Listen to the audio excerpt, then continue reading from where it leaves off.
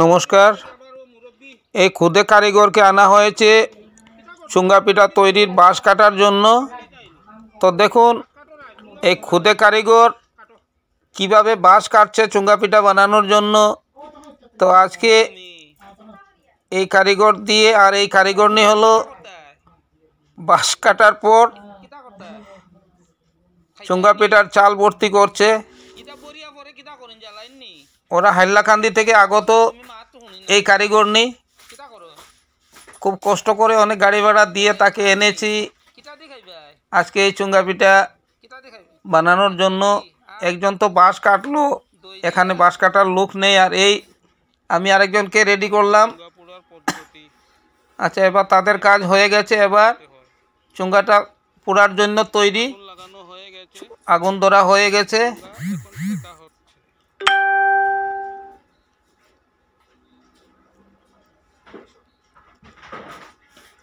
এবার চুঙ্গা পোড়া হবে।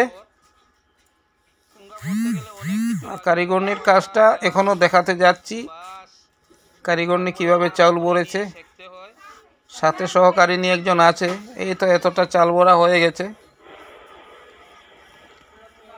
এবার আগুন লাগানোর পর চুঙ্গাটাও পোড়া হয়ে গেছে। আমি একটু সহযোগিতা করলাম তাদেরকে।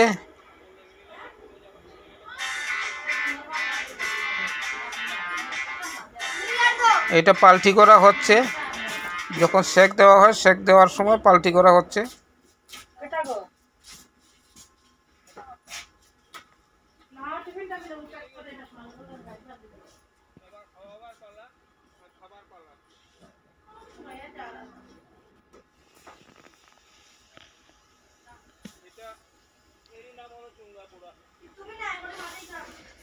এবার চুলা থেকে নামাবার পালা এসে যাচ্ছে।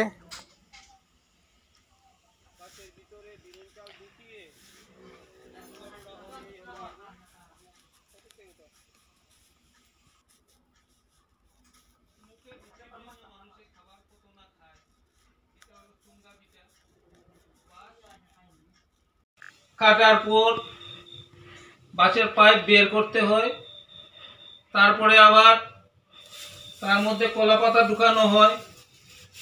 কলা পাতা ঢুকিয়ে আবার চাল দিতে হয়, বিরন চাল ভালো করে ধুয়ে। বিরন চাল দেওয়ার পর তার মধ্যে কলা পাতা যেটা আছে সেটা দিয়ে মুখ বন্ধ করতে হয়। তারপরে আবার এই জ্বালার উপরে যন্ত্রণা পড়লো ওর মুখটা বন্ধ করতে হয়। মুখটা বন্ধ করে এই যে আছে খড় দিয়ে তার মুখটা এইভাবে ভালো করে বন্ধ করতে হয়। তারপরে নিয়ে আগুনে পোড়া দিয়ে এরপরে আবার তার মুখটা ছিলে খেতে হয় অনেক রকমের জিনিস দিয়ে। যাই হোক,